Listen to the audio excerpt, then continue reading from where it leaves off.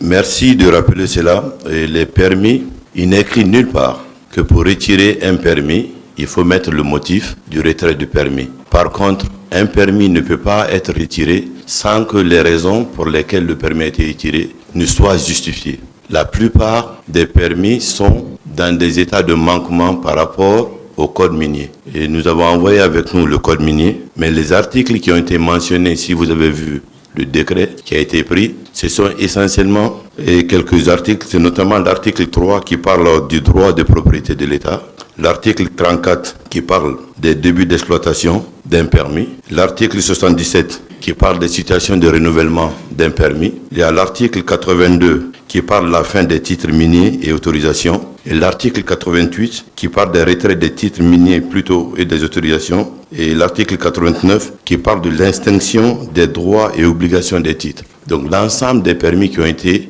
retirés sont soit dans l'une ou dans l'autre catégorie. Et l'article 3 a été mentionné spécifiquement pour rappeler que les différents permis devraient faire leur retour dans la zone stratégique de l'État. La première, c'est pourquoi il y a eu des décrets pour certains, pourquoi il y a eu d'autres, pour d'autres des arrêtés. Ceci est également conforme au Code minier de la République de Guinée. Un permis et une concession sont attribués par décret du président de la République et un permis d'exploitation, de recherche est attribué par arrêté. Donc dans la hiérarchie des normes, c'est un décret qui retire un décret et un arrêté retire un arrêté. C'est ce qui justifie et les actes administratifs qui ont été pris dans ce sens. Les permis de recherche ont été attribués par arrêté, donc des arrêtés devraient les retirer. Et les permis d'exploitation et de concession sont donnés par décret. Donc forcément, il faut que ce soit des décrets qui devraient les retirer. Sinon, on se retrouve dans un conflit de parallélisme de forme. C'est le code qui voudrait que le droit de propriété de l'État soit consacré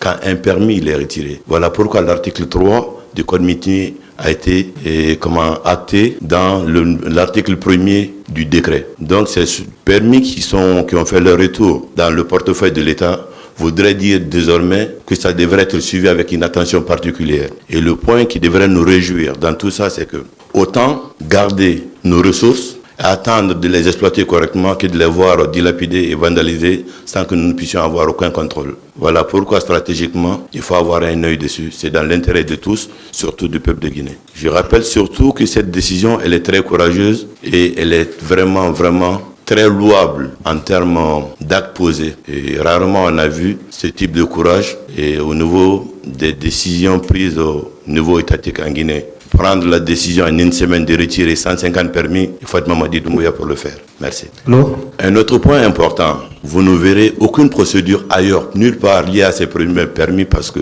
dans la forme et dans le fond, tout a été mis. Déjà, conformément à nos codes, pour retirer un permis, ça fait objet de mise en demeure. Selon que ce soit un permis de recherche ou une concession, il faut un délai de 30 à 45 jours. Quand ces mises en demeure-là expirent, la commission de mines qui siège, et c'est ce qui donne le résultat que vous avez vu en acte posé. C'est effectivement une réflexion qui a été posée de long en large. Derrière ces sociétés, il y a des emplois, il y a des familles, il y a des enfants à nourrir et des enfants à scolariser. Des dispositions sont en train d'être prises pour travailler avec l'administration minière, l'administration du territoire, mais également d'autres secteurs pour faire en sorte que l'emploi de ces gens-là puisse être réorienté. Mais à date, nous ne pourrons pas vous dire exactement qu'est-ce que nous allons faire demain de celui qui a perdu son emploi mais une réflexion effectivement est en train d'être faite. Des groupes de travaux sont constitués pour faire en sorte de faire face à ces préoccupations qui vont effectivement se poser. Mais le plus important, c'est de permettre encore une fois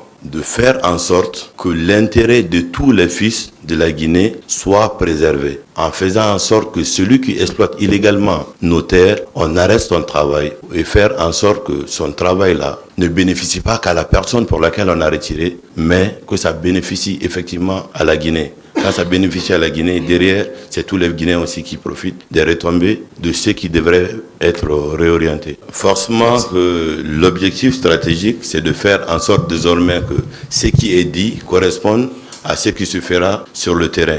Porter une plainte, c'est un droit consacré. On ne dira pas à quelqu'un de ne pas porter plainte, celui qui se sentira lésé ou abusé a le plein droit de porter plainte et par voie de justice, un jugement sera rendu. Nous sommes aussi respectés des droits et de la loi. Bonsoir, Monsieur le Ministre. Moi, la question qui... D'abord, c'est sur Kanja Bangoura, reporter à l'URINFO. Moi, je voudrais savoir, est-ce qu'il y a une possibilité pour ces sociétés qui ont perdu aujourd'hui leur permis, s'il y a une possibilité de négocier pour qu'ils reviennent, puisque selon les informations, certains ont leurs installations ici, ils ne savent pas quoi en faire. Est-ce qu'il y a une porte ouverte pour des négociations? Je vais parler des mesures administratives prises. Ensuite, le second pan de la question sera répondu par mon frère Gawal. Et tout de suite, quand l'acte administratif est pris, il appartient aux autorités administratives, mais aux forces de défense et de sécurité, de faire en sorte que la mesure soit respectée. Dans une première phase, la manœuvre, nous avons pu sécuriser ces sites en marquant une présence de l'État à travers les forces de défense et de sécurité. Ensuite, un travail d'inventaire est en train d'être fait aujourd'hui sur l'ensemble de ces sites. À la suite, on fera la part des choses pour savoir dans tous ces équipements inventoriés qu'est-ce qui appartient conformément à nos textes à l'État et qu'est-ce qui appartient à cette entité pour laquelle l'activité a été arrêtée. Mieux, on fera en sorte aussi en faisant ce travail d'inventaire d'aller dans la recherche documentaire pour savoir qui est en manquement en termes de paiement de taxes et d'impôts à l'État. Même si ton activité est arrêtée, si tu devais 100 francs à l'État, ces 100 francs-là restent dus. Donc vous devez faire en sorte de les payer. C'était le premier aspect sécuritaire et en termes de mesures immédiates prises. Et le ministre Gawal va rebondir sur le second pan de la question. Merci. Le général l'a rappelé ici à plusieurs fois lors de son intervention. Ces mesures ne sont pas des mesures improvisées, ce ne sont pas des mesures arbitraires. Elles ne s'inscrivent pas non plus dans un registre de sanctions.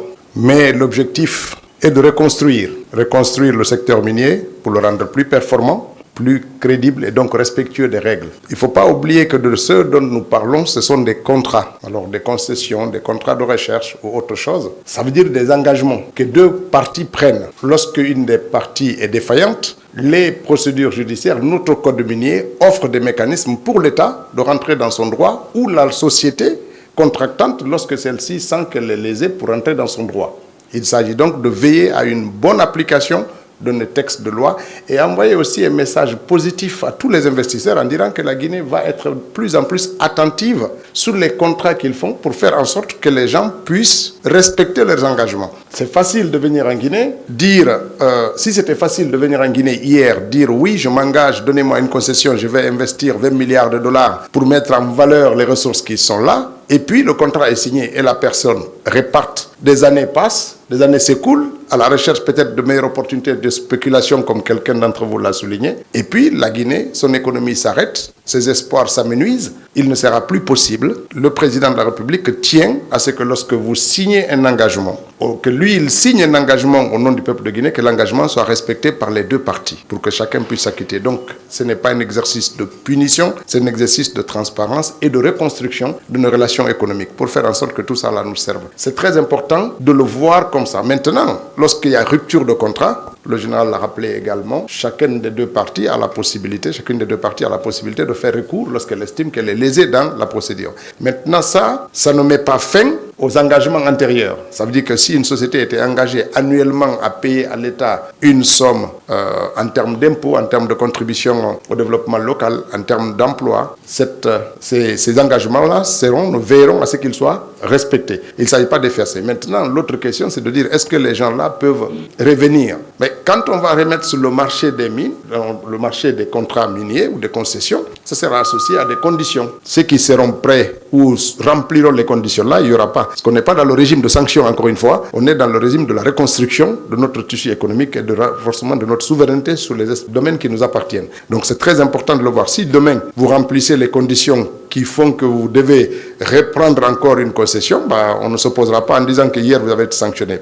Cependant, lorsque le retrait, c'est sur la base d'un certain nombre de délits, que la loi dit qu'à partir de ces délits-là, vous ne pouvez pas être candidat, par exemple, vous devez un montant important au fisc. Si la loi dit qu'en tant que cette dette n'est pas remboursée, vous ne devez plus souscrire à de nouveaux engagements, il va savoir que nous veillerons à ce que toutes les dispositions du code soient appliquées, les dispositions légales du pays soient appliquées. Donc il n'y aura pas de sanctions systématiques, simplement de veiller à ce que les engagements soient pris dans le cadre de nos lois, dans le cadre de notre code minier, dans le cadre des engagements que nous prenons avec les différents partenaires. Pour les sanctions administratives, effectivement, à l'heure où je parle, des dispositions administratives sont en train d'être prises à l'heure où nous parlons là, pour que des individus, des gens sont en train d'être questionnés par rapport à leurs responsabilités dans ce qui a été fait dans l'administration minière. Mais il va de soi que la plupart du temps, et c'est un héritage assez long, assez lourd, mais pour l'administration actuelle, des procédures administratives sont en cours d'enquête pour situer les responsabilités. Si ça s'est limité à cette administration,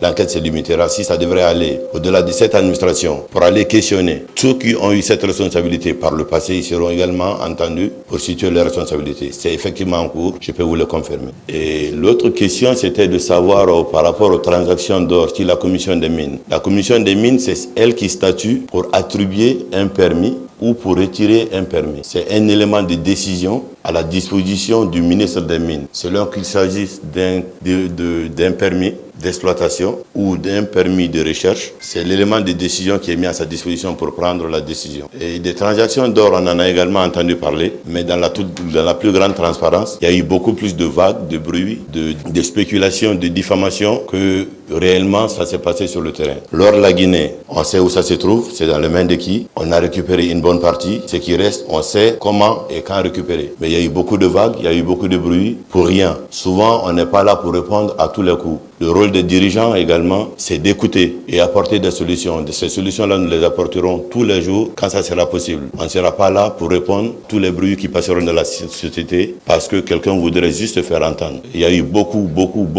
de manipulations autour de cette information-là. La vérité n'est pas là où elle est. On a une bonne partie de notre or aujourd'hui en Guinée. La petite partie qui reste, on sait où ça se trouve, avec qui, comment ça devrait rentrer en Guinée. Ce n'est pas un problème. Je voudrais juste ajouter deux mots. Vous savez, on n'a plus de preuves à faire. Je pense que la presse et les Guinéens peuvent croire à cela. Le président de la République a instauré une forme de transparence. Tant mieux que des gens que lui-même a nommés, lorsqu'ils ont été inquiétés, lorsqu'ils ont été questionnés sur des sujets qui nécessitent qu'ils répondent devant la justice, personne n'a été mis à l'abri parce que le général Mamadi Doumbouya l'a nommé, parce qu'il est protégé, parce que des gens qu'on imagine être les plus proches du président de la République, lorsque vous êtes questionné par la justice, il vous dira d'aller répondre. Cette volonté de transparence, c'est quand même une marque de cette transition. C'est important. Et donc, que ce soit les mines, d'autres secteurs publics, lorsque vous gérez et que votre gestion suscite des inquiétudes ou des soupçons fondés que la justice peut, fondés ou non d'ailleurs, si la justice a des soupçons et que cela nécessite qu'un responsable puisse répondre, le président de la République n'a jamais fait obstacle là-dessus. Je pense que c'est quelque chose qui commence à rentrer dans nos habitudes. C'est d'où l'imagination de beaucoup qu'il y a plus de corruption maintenant qu'avant. Non, c'est que maintenant on ne protège personne. Quand ça sort, avant, c'est quand les ministres, les hauts cadres, les responsables n'étaient plus aux affaires qu'on peut les demander ce qu'ils ont fait, mais pas au moment où ils exercent. Et ce n'est plus le cas aujourd'hui. Ça, c'est très important à remarquer. Et par rapport à l'or, il y a beaucoup de journalistes d'investigation qui publient des facsimilés partout pour nous dire où il y a l'or. Mais le marché de l'or, ce n'est pas un marché où vous prenez du gramme d'or pour aller le vendre comme vous le souhaitez. Lorsque les États ont de l'or, en général, l'or physique ne se déplace pas de marché à marché. Mais ceux qui ne savent pas, ils croient que c'est comme ça. L'or est certifié, un papier vous est remis qui correspond à une vente, à une valeur, et c'est cette valeur-là qui bouge. L'or est stocké quelque part physiquement. On ne prend pas son or dans une valise pour aller déposer dans un endroit et dire je quitte le pays là, je vais dans ce pays. L'or ne se déplace pas comme ça. Mais comme nos chers journalistes d'investigation ont beaucoup de connaissances, on va laisser le feuilleton se poursuivre quand même. Mais la réalité est tout aussi simple et toute différente. De ce point de vue-là, l'or ne se perd pas. L'or d'un pays ne se perd pas comme ça. Même quand vous le prenez pour le revendre sur le marché, je ne sais pas, sauf si vous le faites refondre et que c'est compliqué. L'or ne se revend pas comme on vend. Les papiers bougent, mais l'or physique, c'est autre chose. Donc, un moment, je pense que c'est important d'interroger les cadres qui sont spécialistes de ces sujets, de l'or des pays, mais ce n'est pas forcément de l'or qu'on fait pour les bacs de mariage et qu'on sort, donc ce n'est pas facile à bouger. L'autre chose qui est importante, c'est qu'on est vraiment dans des nouveaux cycles de gouvernance qui, dans un exercice de transparence, prévient et sensibilise, et mobilise et éduque. C'est aussi ça le travail des gouvernants. Il y a une des super phrases du patron que moi j'aime bien, quand il dit que sa main ne tremblera pas. Il nous l'a dit, il nous l'a redit. Et toutes les fois que des actions ou des faits se sont avérés, qui ont nécessité, qui prennent sa responsabilité, il a effectivement pris. Il n'est pas tolérant de tout ce qui est mauvaise pratique. Il n'est pas tolérant de tout ce qui est corruption. Quand ça arrive, il tape. Et quand il tape, et tout le monde voit aussi. C'est ça l'avantage de ce régime aujourd'hui. Bonsoir, monsieur le ministre. Moi, je suis Ibrahim Assour Kamara, journaliste du site avenirguinée.org. Monsieur le ministre, moi, je voudrais savoir c'est pourquoi maintenant cette décision après 3 ans de sénateur au pouvoir. Est-ce que vous avez le nombre total, en posant la question, de permis retirés aujourd'hui? Le nombre total. C'est aussi un exercice qu'on devrait faire parce que nous-mêmes, c'est nous qui devons donner l'information. En gros, dans un premier temps, il y a eu 2. D'accord, Guiter et Kebo. Ensuite, il y a eu 51 au titre des décrets. Donc ça fait 53, n'est-ce pas? Après, on allait sur les arrêtés. Il y a eu 141. Tout ça là, c'est un travail minutieusement fait. Quand vous devez le faire, il faut le faire bien. Et aller souvent même sur le terrain et vérifier tout ce qui est en train d'être fait. Regrouper toute la documentation. Quand on vous demande, on vous donne un gros dossier de 200 pages à passer par jour, c'est vraiment volumineux. Quand ça devrait se multiplier par 100, ça devient vraiment un travail en plein temps que beaucoup d'équipes devraient pouvoir faire. Aussi, le faire très bien et correctement, dans la transparence, avec les personnes qui ont la plus grande intégrité morale, parce qu'il s'agit quand même de mines. Quand vous perdez de vigilance, ça peut aller dans tous les sens. Il y a beaucoup d'intérêts liés à ça. Si le président et ses équipes s'étaient prêtés à ce jeu d'intérêts-là, ces permis n'allaient jamais être retirés. Nous pensons que c'est ce qui a peut-être fait que les prédécesseurs n'ont pas pu le faire. Merci. Bon, le général l'a rappelé, ce n'est pas un exercice improvisé. Et chaque retrait respecte des procédures. Il y a un délai de mise en demeure qu'il faut respecter. Il y a des vérifications qu'il faut respecter. Il y a des engagements contractuels qu'il faut voir s'ils sont tenus ou pas. Et puis vous avez affaire à des gens qui ont des moyens, qui ont des possibilités d'apporter des réponses, qui ont aussi des avocats, qui ont tout ça. Donc il faut aller méthodiquement parce qu'on ne veut pas s'enfermer dans de l'arbitraire. Et donc ça nécessite le temps. Je pense même que c'est un travail titanesque qui a été fait dans la discrétion. C'est ça aussi, parce que lorsque ce n'est pas dans la discrétion, lorsque c'est fait dans la précipitation, on peut se retrouver rapidement remis en cause. Donc c'est ce qui explique aussi la longueur de ça. Mais comme c'est un travail qui doit être permanent, et puis les permis ne sont pas délivrés à la même période, il faut voir ceux qui ont atteint leur délai de non-respect de leur engagement, etc. etc. Donc ce n'est pas quelque chose de tout simple. C'est un travail minutieux qui a été fait par des gens qui ont pu agir, et c'est le moment de les remercier, de les féliciter, parce qu'ils ont rempli une mission importante que le président de la République a souhaité, et dans la plus grande discrétion et dans le plus grand sérieux. Le but, ce n'est pas de casser des emplois ou de faire partie des investisseurs. C'est de donner la confiance et la crédibilité à notre pays pour tous qui viendront. Pour certains cas, on veut vous faire l'économie de ces explications, mais on a fait appel à certains pour échanger, faire de la pédagogie. Ça, ce n'est pas bon. Au bout de combien d'états vous pouvez faire ça? Est-ce que vous pouvez faire ça? Est-ce que vous pouvez faire ça? Donc cet exercice également, au-delà même du code, a été fait pour certaines catégories de permis. Et malheureusement, ceux qui n'ont pas pu se conformer, voilà, la décision a été prise conformément au code minier guinéen. Des décrets et des arrêtés ont été pris pour arrêter et les mettre dans les portefeuilles de l'État. Bonjour, monsieur le ministre. Moi, je voudrais poser une question sur le cas d'une compagnie minière qui ressemble irréversible. La deuxième question, avec la permission du général, parce qu'il a dit qu'on peut poser des questions sur d'autres domaines, dans d'autres domaines. La deuxième question, donc, c'est par rapport au recensement. Jusqu'à date, le recensement n'a pas commencé dans certains pays comme la France. Est-ce que cela ne pourrait pas avoir un impact sur le calendrier électoral? Je vous remercie. Merci. GAC. Parlant de GAC, on fait en sorte de bien faire les choses. GAC, conformément à sa convention de base, devrait développer une raffinerie ici en Guinée. 20 ans après, aucune raffinerie a été rappelée par rapport à ses engagements. Rien. Des émissaires envoyés ici pour là-bas. Des émissaires envoyés de là-bas pour ici. Rien. Notre bauxite est quand même en train de sortir. Également, une raffinerie, celle qui devrait être faite en Guinée, a été faite ailleurs. C'est là-bas que notre bauxite est raffiné. Il n'y a aucun Guinéen qui y travaille. 0 Guinéen. C'est notre terre. Quelqu'un n'a pas respecté ses engagements. Quand vous regardez les conditions de fiscalité qui ont été accordées à GAC pour permettre de développer cette raffinerie-là, c'est extraordinaire. On pourrait penser à un autre permis minier spécifique pour GAC. Mais malgré tous ces avantages créés par l'administration, GAC ne s'est pas acquitté de ses obligations. Nous ne sommes pas ceux-là qui sont des va-t-en-guerre. Sinon, des négociations, des émissaires n'allaient pas être échangés. À l'heure où je vous parle, une mise en demeure a été envoyée à GAC. La mise en demeure court. À terme, l'État prendra ses responsabilités. Mais désormais, personne ne se foutra de la Guinée pour nos ressources et encore moins et chez nous. Surtout pour ce que chacun était censé faire. Si ce n'est pas fait, l'État prendra ses responsabilités. C'est à ce stade-là que nous sommes. Et j'ai dit d'entrée que ce que nous voulons désormais faire, c'est assumer notre souveraineté minière. On est un pays riche. Ces richesses-là, c'est pour nous. Ça devrait nous profiter. Et c'est cette terre-là qui est ouverte en Guinée. Nous avons besoin du soutien et de l'accompagnement de tous les Guinéens dans cet exercice très difficile, pour lequel beaucoup d'enjeux, beaucoup d'intérêts sont en jeu. Mais vous pouvez compter sur la détermination et l'engagement ardent de notre président pour que ce projet-là aille à terme. Le recensement a commencé depuis un certain temps. Et nous voulons profiter, saluer vraiment l'engouement que ça a suscité chez les Guinéens. Le narratif du RAVEC a été suffisamment véhiculé. Les gens ont vraiment compris l'essentiel et l'importance aujourd'hui d'être recensés.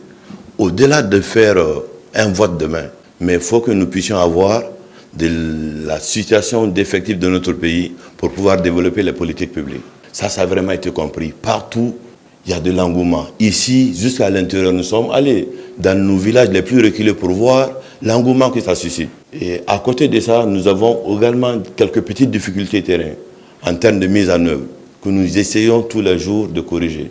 Mais pour ce qui est des chancelleries occidentales, les kits sont déjà envoyés. C'est arrivé le lundi de la semaine dernière dans les chancelleries occidentales. Hier, j'ai signé les ordres de mission des missions qui devraient partir pour ce recensement-là à l'intérieur, à l'extérieur de notre pays. Le recensement va se poursuivre. Cette première phase concerne tout ce qui est l'intervalle de 10 à X. Le chronogramme du référendum fixé à septembre 2025, nous ferons tout pour tenir. Il y va même de notre crédibilité. On aura un fichier. Et le RAVEC, ce n'est pas une opération d'un seul jour. Tous les jours, le fichier sera mis à jour. C'est ça l'avantage du RAVEC. Avec le fichier qu'on aura à la date des élections, on fera des élections. Notre engagement, effectivement, c'est de faire de cette année-là une année électorale où on aura une constitution. Et sur la base de cette constitution-là, les institutions issues de la constitution vont se mettre en place. Les deux dernières questions, s'il vous plaît. Pour nous, dans une relation qui a duré 20 ans et pour laquelle les Guinéens attendent toujours. Et à côté, notre partenaire, les actions montent à la bourse. Ils gagnent quand même. Nous nous attendons. Parce que quand quelqu'un vient en Guinée pour dire « je vais faire une unité industrielle ici », l'État renonce à ses droits. La fiscalité est très avantageuse. On renonce à beaucoup de taxes. On lui fait tellement faciliter avec l'espoir que l'unité industrielle sera dans notre pays. Et puis 20 ans après, vous n'avez rien. Qu'est-ce qu'on fait? On continue à regarder? Ou on dit d'appliquer la convention, ou vraiment on rompt ce mariage-là. C'est un mariage qui n'est pas profitable aux deux parties. Et donc à un moment donné, il faut y mettre fin. Et c'est ce qui se passe aujourd'hui, mais nous essayons aussi par la pédagogie.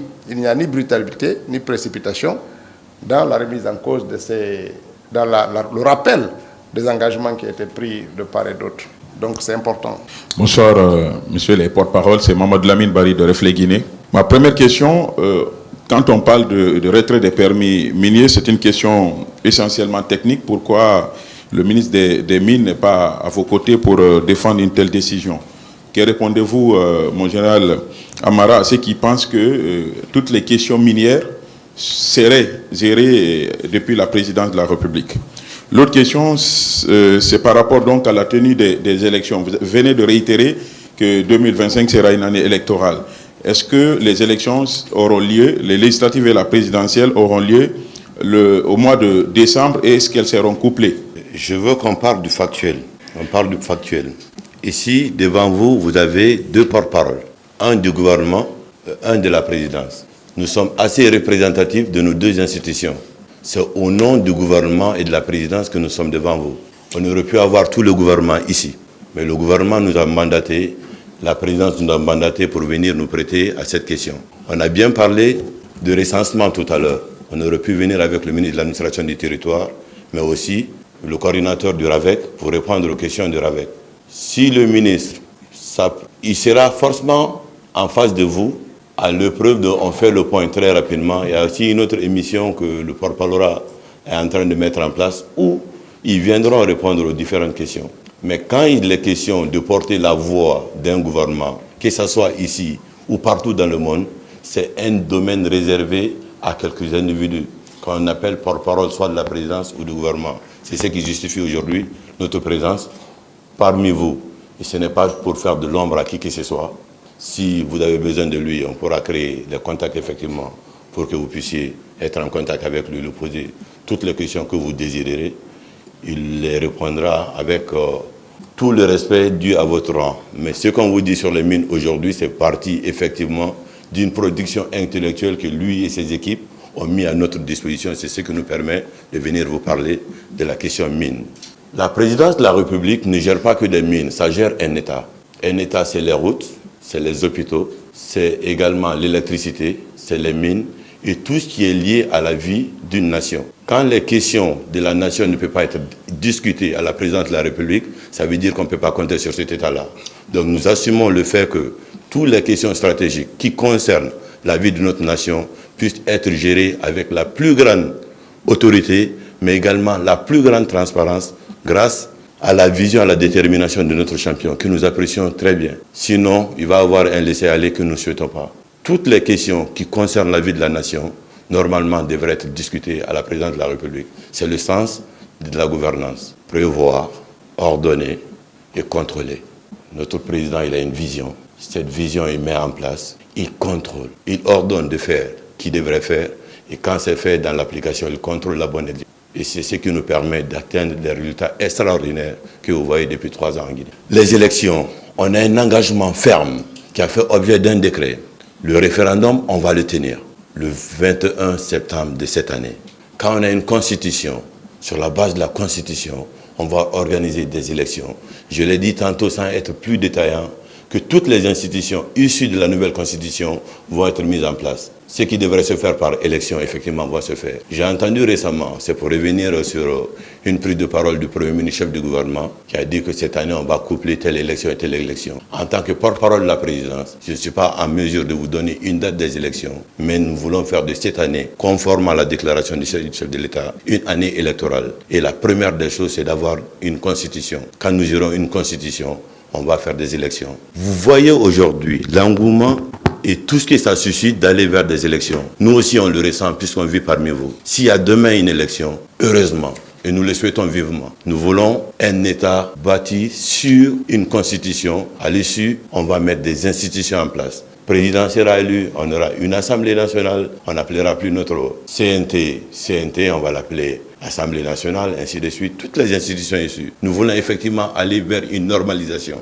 Hier, on disait à quelqu'un que la Guinée attire. Ce sont nos recherches, on parle de nos recherches aujourd'hui. Mais la Guinée n'attire pas que aujourd'hui. La Guinée inspire aussi. Il y a beaucoup d'inspiration que beaucoup prennent aujourd'hui en Guinée. La machine se met en place. Il y a tellement d'institutions qui ont envie que cette situation-là se normalise à jamais pour venir travailler et apporter le bonheur aux Guinéens, que nous-mêmes, si on pouvait faire des élections demain, on allait le faire. Mais il ne faut pas mettre la charrue avant les bœufs. Quand on aura une constitution, après on avancera. Le jour venu, quand la décision sera prise de convoquer le corps électoral, quand le décret sera pris par le chef de l'État, je prie Dieu d'avoir ce privilège ce jour-là, d'être également à la RTG pour lire ce décret qui dira aux Guinéens, tel jour on vous convoque et pour les élections. Merci. Bon, merci beaucoup. Je pense que l'essentiel est noté. La volonté du chef de l'État est manifestée par ce décret qui fixe cette élection concernant, enfin le vote concernant le référendum qui devrait se tenir au mois de septembre. Ça, c'est une expression du chef de l'État, une volonté qui est manifestée là-dedans. C'est une direction qu'il donne de façon claire quant à la mise en place des institutions de la République. Ça veut dire qu'après la Constitution, tout ce qui suit, le général l'a appelé, sera mis en place. Je pense qu'il faut qu'on évite aussi trop de spéculation pour dire telle élection aura lieu, telle élection majeure. Enfin, le vote majeur le plus important, c'est la Constitution. Une fois que celui-ci sera là, le cadre électoral sera décliné, les institutions qui doivent être mises en place vont suivre, et puis le ministère de l'administration du territoire déclinera les priorités dans l'ordonnancement électoral. Donc tout est en place pour que la Guinée continue tranquillement son chemin et garantir aussi son développement et une prospérité mieux partagée entre nous tous. Donc c'est très important. Ces objectifs sont ambitieux, le chef de l'État y travaille. Nous sommes dans cette Guinée-là, une Guinée qui n'a pas de complexe et qui s'assume et qui a la volonté de prendre en charge son développement. Bonsoir. Bonsoir, monsieur le ministre. Mon nom c'est Alpha Baldé, journaliste à Kabak TV. Quand vous vous rendez compte d'une situation, d'une décision de justice, n'est-ce pas? C'était au tribunal. C'était quelque chose qui s'est passé dans les juridictions guinéennes, n'est-ce pas? Sous l'égide de nos lois. Vous savez bien que si l'État n'est pas concerné, c'est difficile que cela soit ainsi. Les Guinéens, lorsqu'ils sont victimes, le président de la République en premier lieu est concerné, le gouvernement est mobilisé et l'appareil judiciaire est là pour aussi faire la part des choses. Je pense que c'est quelque chose qu'il faut plutôt apprécier. C'est vrai, hein, on est victime de beaucoup de supercheries de temps en temps, d'incrédulité, mais en même temps, c'est un moment pour rappeler aux gens qu'il y a un processus pour participer au Hajj. Il y a une structure qui est chargée de ça. Il y a un mécanisme, il faut aussi qu'on soit très prudent pour éviter les passerelles qui peuvent être un peu comme celles que nous avons vues là dans ce jugement. Donc c'est important de rappeler ça. C'est pour ça que le secrétariat d'État, enfin le secrétariat général des affaires religieuses rappelle systématiquement les dates, les montants, les processus pour que ceux qui vont au Hajj sachent avec transparence comment ils doivent faire et comment ils devraient se comporter pour gagner le droit d'y aller. Donc c'est important, l'État est préoccupé, pas seulement pour ça, mais à chaque fois qu'un Guinéen est victime quelque part, le président de la République, vous l'avez vu depuis qu'il est là, que ce soit ici ou ailleurs, ça a été une de ses préoccupations fortes. Et donc on est très attentif à ça. Et effectivement, pour compléter le frère Gawal, vous avez vu à la juridiction un jugement qui est en train de se faire pour des soi-disant escrocs. Et pour qu'on aille jusqu'à un jugement, ça veut dire à la base, il y a eu des interpellations. Et les interpellations, à date, sont faites conformément à la loi par les forces de sécurité. Ça veut dire que l'État, effectivement, a été là pour permettre de mettre main sur ces individus qui ont été présentés devant le juge pour jugement. Mais au-delà de ce phénomène même de Hajj, il y a beaucoup de personnes qui se font escroquer. Tous les jours, pour rien. Pour rien. Parce qu'il y en a qui souhaiteraient peut-être pas faire la voie normale et bénéficier peut-être de la rapidité ou quelques largesses de ceci et de cela. Se faire arnaquer, ça peut arriver à tout le monde. Mais on n'exclut à personne la capacité de se poser la bonne question et de parler à son entourage. On trouvera forcément quelqu'un qui te dira faire attention ou je connais telle personne qui pourrait faire ça. Comment ça arrive au Hajj? Le quota du Hajj cette année, c'était 8000 pèlerins. Quand 8000 pèlerins sont servis, vous arrivez dans une agence, on vous dit qu'il n'y en a pas. Vous partez à la Ligue islamique, il n'y en a pas. Il n'y en a pas. Vous dites qu'il faut que vous partiez cette année. Vous créez vos voies de partir. Et officiellement, là où vous êtes allé vous adresser, vous n'avez pas trouvé moyen. Quand un individu, un citoyen lambda vient se présenter à vous pour dire « moi je peux le faire », il faut déjà commencer à vous poser la question. Et généralement, les gens disent c'est la présidence, ou c'est le général Amara, ou c'est le général Mamadi. Je connais le ministre Gawal, il m'a donné 10 places, il a fait ceci. Ou quand vous partez faire les passeports, ah je veux que mon passeport sorte demain parce qu'après-demain je voyage, aidez-moi. Vous trouvez quelqu'un dans la rue, des cas plusieurs comme ça nous remontent. On lui donne un passeport qu'on fait à 500 000, vous lui donnez 5 000, il disparaît. Vous vous mettez à chanter partout, ah les policiers m'ont pris mon argent. Faisons un jour confiance à nos institutions. Faisons un jour confiance à nos autorités. Faisons un jour confiance à nos lois de la République pour faire les choses proprement. Toutes les fois qu'on essaiera de sortir par des chemins détournés, on s'expose à des risques d'escroquerie. C'est la première réflexion que chacun devrait poser. Vous restez sur votre téléphone, vous voyez un compte, quelqu'un vous envoie un message pour dire c'est le général Amara, c'est le ministre Gawal, c'est tel. Je suis à mesure de vous nommer ministre. Je suis à mesure. Un ministre, ça ne se nomme pas sur les réseaux sociaux. Après, ça finit par vous dire, il faut m'envoyer un Orange Money. Vous envoyez le Orange Money. Vous avez fait un sacrifice. Au moins, vous aurez pu donner à votre famille à la maison. Vous vous retrouvez maintenant en train de chercher votre argent que vous avez perdu. C'est en ce moment qu'ils appellent l'oncle de Gawal, la tante de tel, pour dire, ah, il faut que vous m'aidez. Quelqu'un m'a escroqué au nom de votre fils. Ce fils-là n'est même pas au courant de ce qui se passe. Alors que c'est des millions qui sont en train d'être dilapidés. C'est assez regrettable ce qui se passe. On parle de 30 cas, mais ce n'est pas 30 cas. C'est une centaine de cas. Le sacrifice pour avoir 50 millions l'année, on est tous des travailleurs, on sait ce que ça fait. Pour donner 50 millions, il faut aller vers des structures agréées. Quand vous faites du main à main dans le quartier, ne vous étonnez pas de vous retrouver devant une juridiction. Ayons confiance à l'État. Ayons confiance aux structures que nous avons mises en place. Plus on va se crédibiliser et crédibiliser l'État, mieux ces entreprises néfastes ne vont pas prospérer. Mais pour y parvenir, il faut qu'on arrête nous-mêmes une terre. Il faut qu'on parle. Il faut qu'on parle à un voisin. Il faut qu'on parle à un frère. Si vous vous levez seul pour aller faire votre manœuvre, mais votre manœuvre là, c'est dans les larmes que les gens vont savoir ce qui s'est passé. C'est en gros ce qui nous frappe au quotidien, que ce soit dans le âge, que ce soit dans le transport en commun. Même l'acquisition des services les plus banals, carte d'identité, on négocie. Une carte d'identité qui est censée être un montant de moins de combien? Les gens se retrouvent à vouloir bousculer les normes. Quand ça ne se passe pas bien, sans ce moment on est au courant. Mais quand tu fais, tu ne parles à personne. Hein. C'est malheureusement ce qui est en train d'arriver à tout le monde. Pardon, vous médias, vous pouvez participer aussi à l'éducation et à la sensibilisation de notre population. C'est aussi votre rôle. On vous le demande très humblement. Merci. Alors, je pense que ça, c'est devenu un phénomène et on va s'y arrêter là. C'est devenu un phénomène. Moi, j'ai été saisi rien qu'aujourd'hui. Donc, le général Amara et moi-même, il y a quelqu'un qui m'envoie cet audio pour dire que nous revendons des places.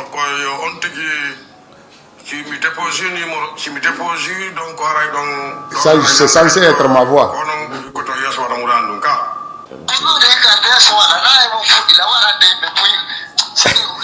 Mais je peux vous la partager après. C'est une vidéo où on est censé recruter des gens pour aller dans les forces spéciales et que nous, on demande 5 000 €. Mais lui, il est tellement gentil qu'il va ajouter 5 000 pour la personne qui est candidate. Tu vois, les gens lui envoient de l'argent, après il m'envoie ça. Il dit, mais attends, moi je ne connais même pas où se trouvent les forces spéciales, on les recrute. Donc ça ne finit pas. Une administration où tu n'es pas, tu es payé à combien d'argent? Quelqu'un te demande de payer 30 millions pour venir dans l'administration publique. Va au champ, avec 30 millions, l'année prochaine tu vas gagner 50 millions. Si toi tu payes 50 millions pour venir prendre un salaire de 200 000, de 500 000, il y a un problème. Alors, il y a beaucoup de problèmes, hein, mais vraiment aidez-nous. Aidez-nous à parler à nos frères et sœurs de faire attention à ceux qui leur demandent de l'argent. L'administration publique aujourd'hui, pour la plupart, les gens ont peur de faire ces pratiques-là. Il y a peut-être des cas résiduels.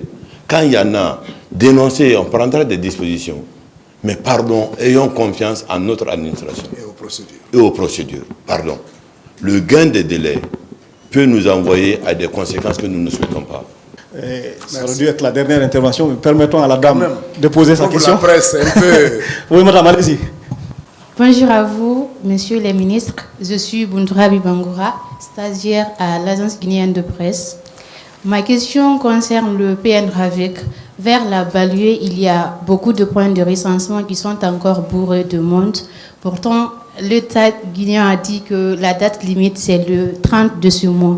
Alors, que comptez-vous faire pour ces citoyens-là afin qu'ils puissent accomplir leurs devoirs civiques?